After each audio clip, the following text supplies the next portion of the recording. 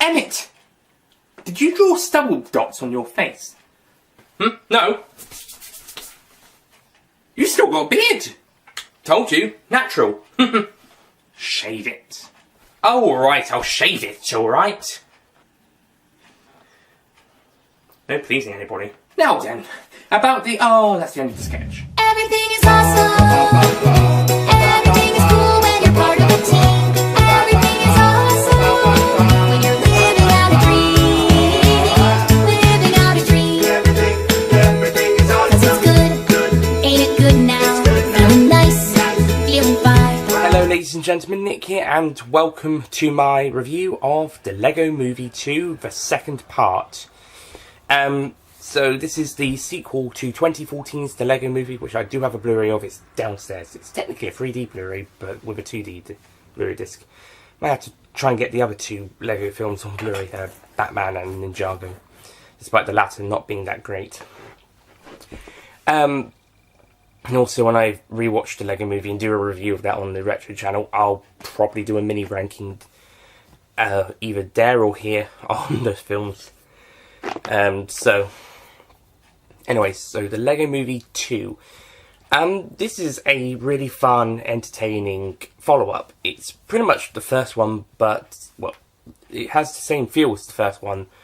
I think there is a little bit less than in the first one, just the feel, but I do think it does come very close. The plot sees Emmett accidentally causing aliens to come to Earth, in a way, alien spaceships, and one day, one alien in particular kidnaps some of his friends and takes them to their planet. So Emmett has to go and rescue them. Along the way, he meets Rick Dangerous, I believe, who's basically Emmett if he wasn't how Emmett is, if he's just really radical and tough and clever. They're clever. I won't spoil the twist about his character, but you can definitely see a lot of Emmett in the character. And he's kind of like a mix of, as he's voiced by Chris Pratt as well, there is a reason. He also has some kind of inspired by Chris Pratt roles, and also the rumours that he's going to be Indiana Jones. The other roles were in Jurassic World, Magnificent Seven remake, Guardians of the Galaxy, and is it Parks and Recreation, the TV show? I think so. They might have also put one in for the Passengers film, maybe, I'm not sure. That's just one I know he's in. So, yeah, Rick Dangerous is kind of like a mix of all these Chris Pratt roles, plus the Indiana Jones rumours, which so far aren't true yet, as far as we're aware. We've still got another instalment with Harrison Ford eventually coming eventually, probably 2020, 2021 at this time. We'll see. Meanwhile, Lucy, Batman, what's his name? It's the space rocket guy. Unikitty and the pirate all arrive at the alien palace, where they're meted by the Queen Wannabe. No, that's not right. Whatever Wannabe. I think that's right. And she wants to marry Batman to unite both her kingdom and their one. But Lucy doesn't trust her, and she believes she's the baddie. And so whenever Emmett and Rick meet up with her, they just try to stop her. However, Lucy then finds out that Queen Wannabe is not the villain, and she realises Rick is the villain, and all comes to a pretty cool twist That's really well done and really executed. On top of that, we also get more human stuff, although I think there's slightly more this time around. I mean, there wasn't as much of the human stuff when earlier on, but then later on there was quite a bit of it. It does make sense for the story, although that joke with the mum stepping on the brick could have been cut, or at least toned down to just one or two. One, I think she steps on it twice or three times. I also got the joke that our Mamageddon was our mother, the kid's mum, and they were going to get in trouble for that, possibly the Lego being put away, which it turned out it was. However, eventually the brother and sister do reconcile after their argument and eventually start playing together, which fixes everything. Yay! Mother doesn't give him any hate over them disobeying her orders after a short period of time. She just lets them get on with it. So maybe she worked out that they've apologised to each other and now playing together. Maybe she will give them that one more chance. Also, fun thing, Will Ferrell returns to voice Lord Business in a few cameo scenes and does some voice of the man upstairs / the father, although we don't see the character on screen apart from the flashbacks from the previous film. There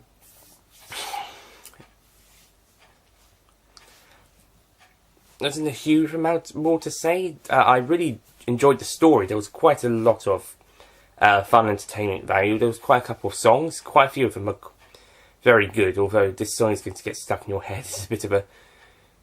isn't that great? But I did like how it was used in the in a version of Everything is Awesome later on in the film, in Act 3. And also I like that kind of Simon and Garfunkel ukulele version that they have earlier on. And I also like how it almost leaves us on a cliffhanger where it says the end. It's like, are they going to do this? Are they going to carry on the story in part 3?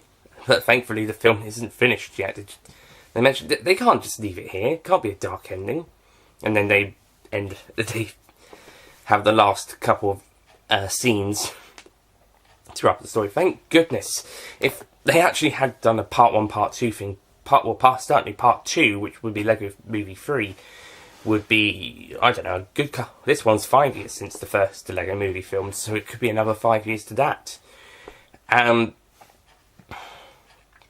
So thank goodness they didn't leave it on a cliffhanger and they just made it a joke. That's good.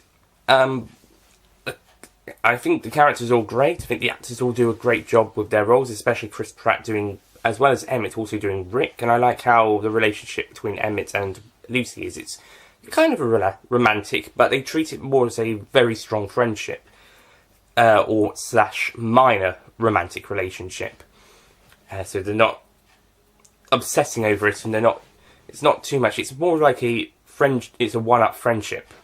In a way, I mean, parts of it feels like a relationship, and parts of it just feels like a very strong friendship, which is nice. It's nice to have that. It's nice to have a kind of a relationship that isn't terribly serious, but serious enough that you can treat it as it's a little bit stronger than a great friendship.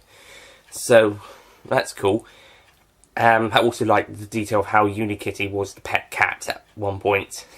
That was really cool. And Rick is a pretty great character, both as they seem to be an ally to start with, and then later as a baddie, a villain.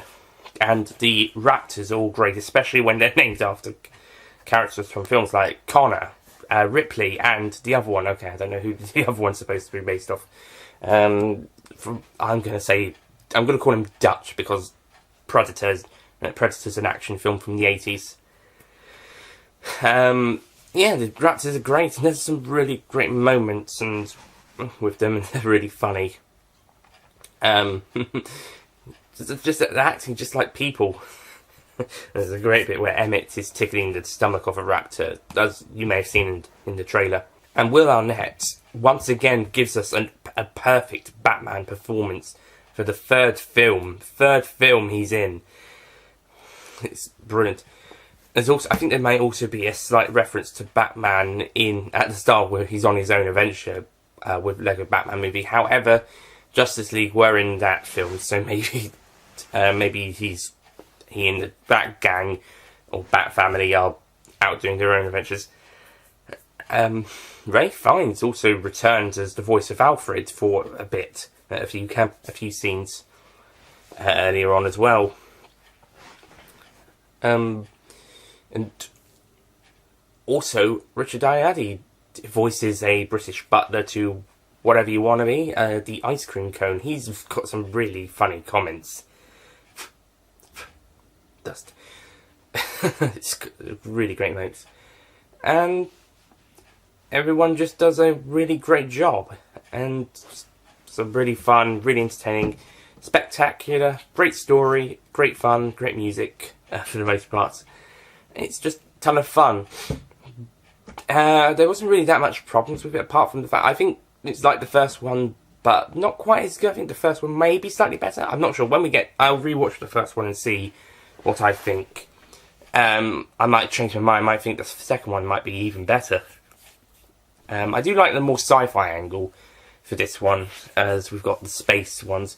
We're going to have the same with Shaun the Sheep. We're going to have a more sci-fi angle instead of more of a contemporary adventure. But it still works in the story's favour, and it works in the context of the upstairs, the humans, and it's great. I also like how Lucy even works out that it's all part of a vivid imagination, and that she sort of notices the sister, like Emmett does the brother and his father in the first film. And yeah, it's just very nice. So overall, I'm going to give the Lego Movie 2, the second part, a 9 out of 10. It's not awesome, but that doesn't mean that it's hopeless and bleak. Everything's not awesome, but in my heart I believe. Great film, really great entertainment. Might be better than the first one, but I'll have to give the first one a watch. At the moment, I don't think it's quite as good. But when I rewatch it, I might prefer the first one. I might still prefer the first one, or I might prefer the second one after the watching. I can tell you now that both main films between the two spin-offs, one of them is better and one of them is weaker. And if you watch my reviews, and also that comment I made about one of them earlier at the start of the review, you'll probably know which one's which. Oh yeah. If not, then you'll just have to wait for the mini ranking.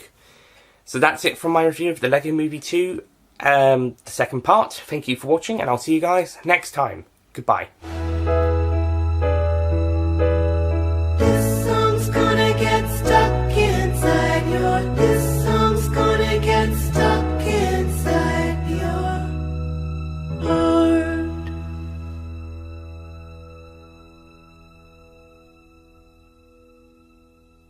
Don't forget to click below to subscribe to the official Nicholas Payne YouTube channel.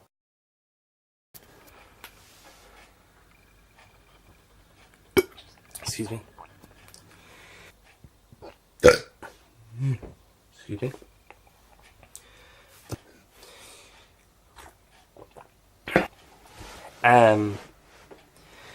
The voice acting is brilliant throughout the film. I think I just said that, didn't I? Excuse me.